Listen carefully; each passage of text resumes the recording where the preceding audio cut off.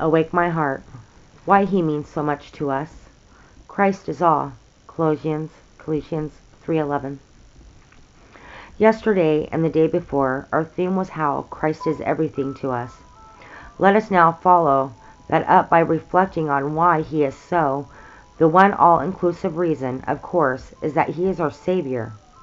But it is good to break open that lovely word Savior into its respective meanings. When we use the word in its stricter sense, we mean that Jesus is our Savior from sin. By his substitutionary sin-bearing on Calvary, he saves us from the legal guilt and penalty of sin, providing imputed righteousness, justification, and reconciliation with God.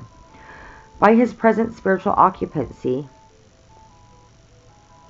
of our hearts, he saves us from the enslaving tyranny of hereditary sin entrenched in our nature, both from the coarser sins of the flesh and the more refined sins of the mind, such as pride, fear, hate, and evil ambition. At his second coming, he will be our Savior even from the last lingering constitutional effects of sin in our nature, translating with sinless hearts and perfected powers and amplified capacities to share his royal glory and heavenly blessedness. But besides these more specific aspects of his Saviorhood, he sustains many other precious relationships to us, all included in his lovely name, Savior. He is our constant companion, comforter, counselor, confidant, our indwelling sympathizer, sustainer, sanctifier, satisfier, our never-failing refuge in every crisis or disappointment or loss or trial, our secret source of strength and cheerfulness for day-to-day humdrum, routine, and testings. He guides us and guards us. He shares our life with us through sunshine and shadow, lining every cloud of sorrow with heavenly gold and painting a rainbow of reassurance over every stormy sky. Through all our pilgrim way, he is the friend that sticketh closer than a brother, with a glorious love surpassing that of Jonathan.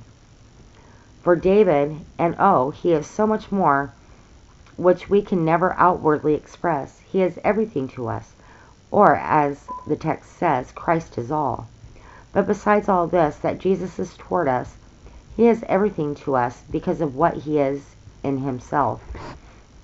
Because of what he is in himself. First, he is both living and ever present. Some of us think a great deal of Paul, Peter, and John, but we cannot develop a friendship with them because although they are alive and disembodied spirits in the invisible realm, they are no longer present with us here, but Jesus is both living and present with us, so that he and we have direct contact in a constant heart-to-heart friendship. No Mohammedan would ever dream such a friendship possible with Mohammed, nor a Buddhist with Buddha, nor a Confucian with Confucius. Mohammed is dead and gone. So is Buddha. So is Confucius. But the bodily risen Christ is ever living and ever present as our closest and dearest friend. Second, he is both divine and human. Because he is really divine, he has a perfect understanding of us, and because he is really human, he has a unique sympathy with us. Third, he is both loving and almighty. There are those who are loving but not mighty, and there are others who are mighty but not loving. But Jesus is both. His is love, the uttermost, and his is the power which upholds the very universe. Yes, Christ is all.